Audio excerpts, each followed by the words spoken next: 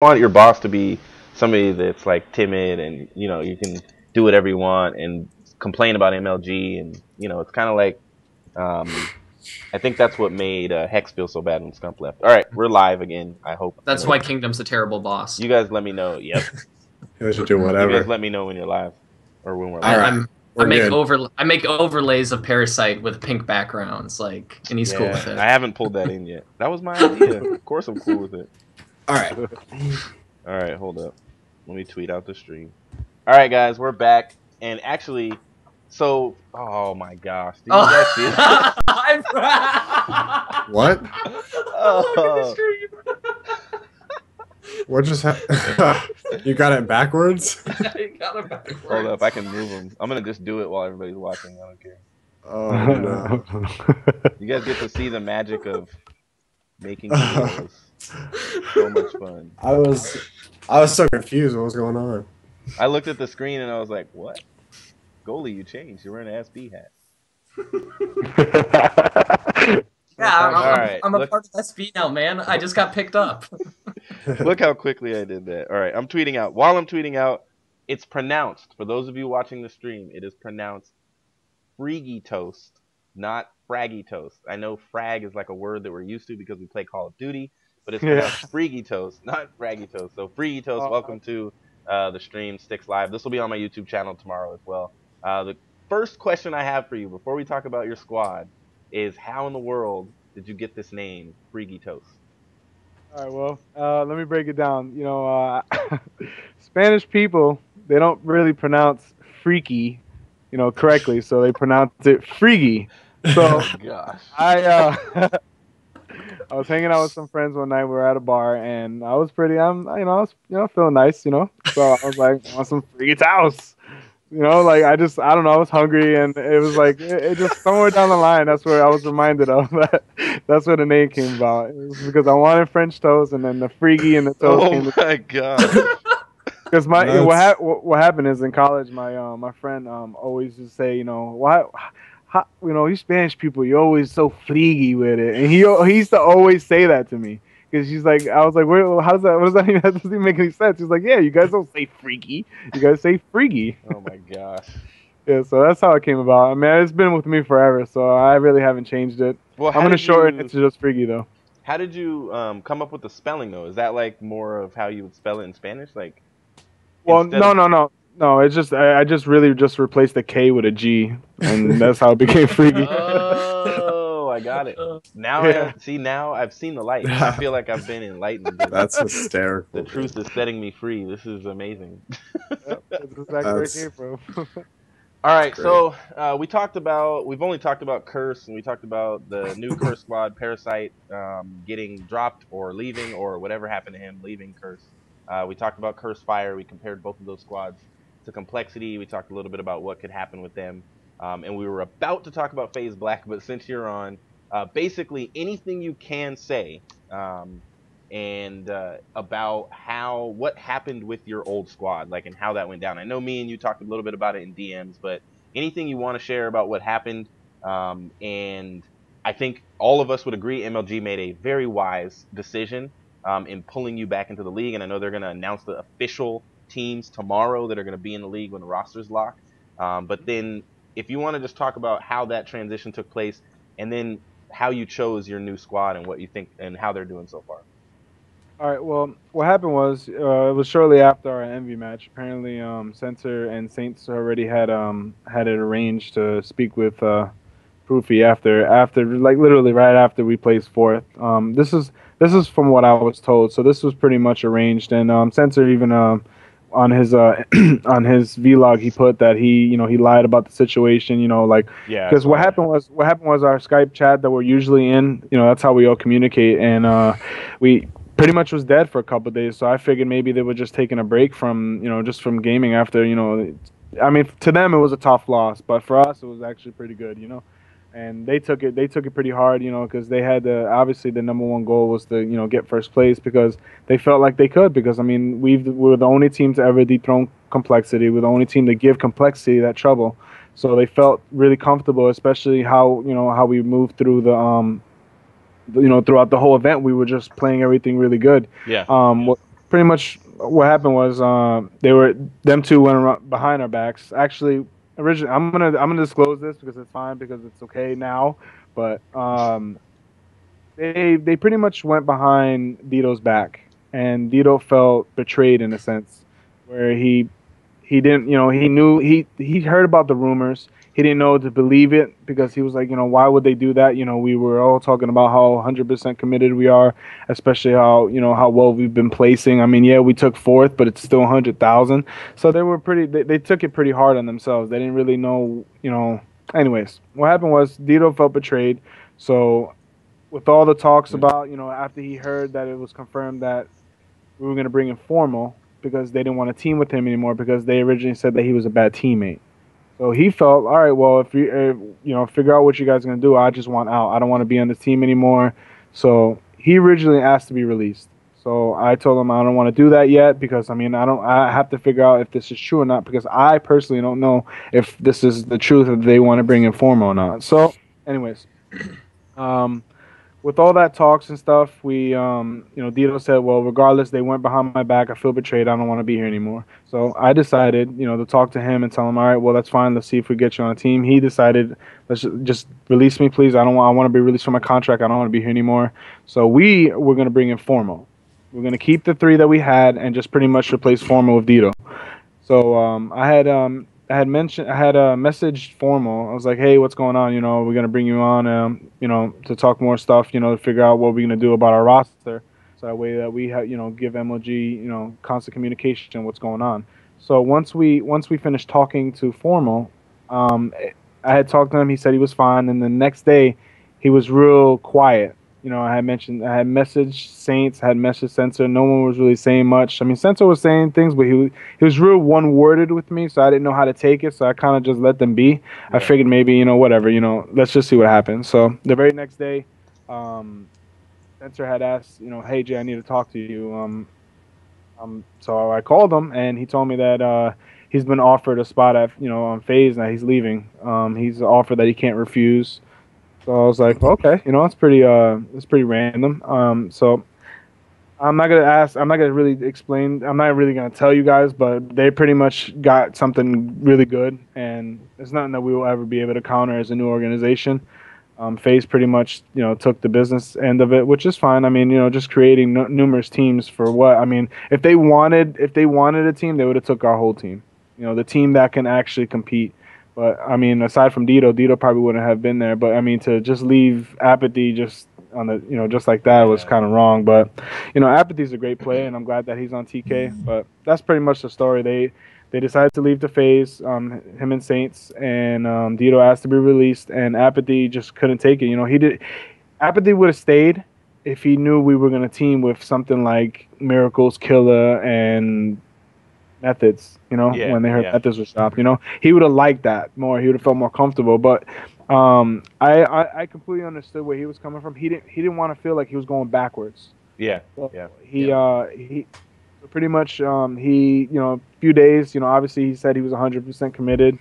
He just said that I was told, he was pretty much convinced by Sensor that this could be his career, and he was doing pretty bad in school. I don't want to get into his personal life, but he was doing pretty bad in school, so he decided to take a little break. And Sensor he's just he manipulates a lot of times. He's he could be real. He's just like that's just his character, So he kind of convinced Apathy that this is a future for him and all this craziness. So Apathy, took it as this can be my career, but didn't want to feel like he was going backwards. If he was to stay with this team and then kind of rebuild and not know what what can happen from there. Are they going to place well? Are they going to win an event? He just didn't want to be there, so he felt real comfortable about going to TK, especially if Dito was going back, because he knows what Dito does, and they kind of know what Sharp and Gunjar does. So they felt real comfortable going over there. So, right then and there, I had no team. Yeah, empty. So it was a lot of people gave me a lot of credit for keeping my composure. I mean, most people said they wouldn't be able to handle it the way we did. We didn't take the bashing route because it's really pointless, because I knew that we can form something even if it's something small, and then eventually if things don't work out, we can still build from there. As long as we're in this season, we're fine. A A lot of people wanted that spot. A lot of people didn't want to feel like, oh man, I'm not in season. You know, a lot of people weren't in season 2. They wanted their chance. So I was hit up by tons of players. You know, players that are just underrated that really don't ever get a chance. So I mean, it's like, Yeah. all right, well, what do we do? You know, do we just give these guys a shot, or do we just go ahead and go with the big names? So it after a long day, after a couple of days, it, you know, worked out in our favor. I talked to Chaos. You know, Chaos really wanted Apathy and Dito. So him and I arranged something, and we released them from their contracts, and decided to bring Methods on board. Methods was on the team for 2 days. A lot of people who had, you know, like they probably knew that he was coming on the team. They just didn't know because we didn't know who's going to be on this team. I was already in the talks with Spacely and John. You know, I knew that that's something that I just needed to make sure that Methods was, you know, comfortable playing with them, and obviously, you know, he really is, and we really wanted to look for a fourth, you know. So to compare them to what we have, I think we really chose the 4 guys right, because obviously we got the 3 aggressive subs and we got that 1 strong AR and Ricky. So it kind of worked out. It was like yeah, you know, we don't have that team, or they don't have the same chemistry, but they'll build on it, and it's something that we took. You know, we took, all right, well, you know, we'll form it again. It's like, you know, we lost what we had, but we kind of built it right there. You know, we didn't really lose much, in my opinion, because these kids obviously are underage. They weren't able to go to champs, so it's like, all right, don't forget about them, because they're the up and coming. Yeah. You know, 16, 17 years old, and Ricky's 18. So it's like, all right, well, you know, we got these players. You know, let's just figure out what we can do. You know, because John has won a UMG event. He won it with VQ. He actually played with Dito, Fizzerp, and I can't remember the 4th, but I mean they won the UMG Dallas, because that's when we first started, was UMG Dallas, I remember. And John in Black Ops 2, that kid is dangerous. Oh, John was a beast. Yeah, he's an aggressive sub. I mean, he definitely knows his game. He definitely knows how to play the game. Spacey too, you know, he played with FaZe. You know, the kid has great talent. Obviously, you know, he's never been on a team where you know, if you don't feel comfortable on the team, a lot of times, you know, these guys are like, oh, you know, this kid's not any good. He's washed. You know, you got to form them. You know, you got to let them play together. Not everybody's going to become champions overnight. Yeah. Yeah. No, you seem to have it was I did this vlog and I never released it. Nobody ever heard it. But I was walking, actually taking out the trash, and I had my phone and I just turned on the recording, and I was talking about you and your brother, and about how you're one of those owners that you kind of stand out, even though you haven't necessarily been on the scene for a long time. But from day one, you guys have been rooting on your team. We know who you are, and I kind of, I'm not saying anything bad against the owner of Complexity, but I remember at COD Champs when he was like knocking on the window and trying to get his team's attention, and he was putting himself on camera a lot, and I was like, who is that? I mean, just to be honest, I just honestly was like, why is this dude knocking on the window? Like, I was sitting in the bleachers. I didn't know who he was.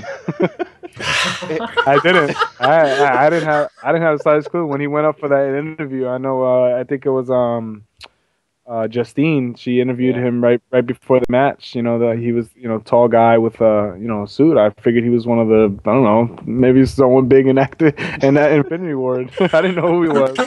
And he told me about the Complexity. I'm like, okay.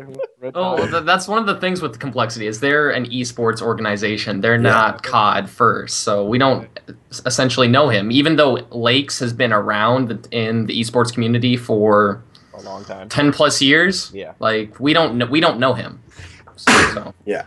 Well, and I think that's one of the things that stands out about you guys to me, is that just your presence and the way you back your teams up. And I would say Big Snacks is very similar. You know, I see this guy at every event. When I'm watching videos about Justice Pro, he's like right behind his players, patting them on the back and screaming with them and giving them high fives. And so I think that I'm happy that MLG made the decision to stick with the organization and not the players, because that would have been the lowest blow you could have ever received, I guess, as an owner. You know, what is it? Go ahead. No, go ahead. Finish your question. That's fine. Well, I was just going to say, what is it, you know, like, what got you and your brother into, what made you want to own a competitive Call of Duty team? And what has made, where did the resilience come from to make you, when you heard, when it was for a few days, it was like, no matter how hard you work and no matter how much time you spent flying around the country and helping these players, you don't have a spot in season 2. You know, Right. like what was it that helped you kind of push through that? Like keep my composure. Yeah, yeah. And not quit, you know. Well, we're actually I have majority ownership with Cuba. He's actually our our partner. Yeah. And there's also 3 of us, actually 5 of us total that run this organization. I am obviously the general manager. Him and I actually have the majority ownership, and then it's my brother, and then Gonzo, and then actually one of the things that Cuba said. I hate to put him under the bus, but he wanted to quit. I told him, we kept joking around, and he was heartbroken. I mean, he hated the fact that this happened to him. Yeah. But I told him, I was like, do you trust me? Have I ever let you down? And he was like, no. And I was like, I'm not gonna stop here. We're not gonna quit here. We've done so much in such little time. Why would you just quit? Yeah. And he was pretty much, he just said it because he was down about it, because he actually, you kind of get a relationship with these players, and then, when they leave you, like flat out leave you like that, it kind of hurts a little bit. Yeah. So what we did was I told them, trust me. And I was like, you know what? I'm going to send out a tweet. And the tweet was IJIT. And J I trust. And we laughed about it for a few days, and we talked about it. I was like, do you trust me? I was like, you know what? Let me handle this. So for the past couple of days, it was sleepless nights. Yeah. I didn't sleep. I tried to get as much stuff done. What helped us through this, I think sports really made, because we, all of us were pretty much big in sports, so I kind of used the sports talk. And, to them, MLG wasn't going to side with players. They obviously, pro players, they have this mentality where they run the community and organizations don't. But yet we fund these teams to, side events. Aside from COD champs, that's the only thing we really don't fund them. I mean, even us going to events, we take these guys out to dinner. Obviously we're not a big organization where we can just come up and just throw out money. But I told all the guys, I was like, trust me, I got this. I'll take care of it. Just trust me.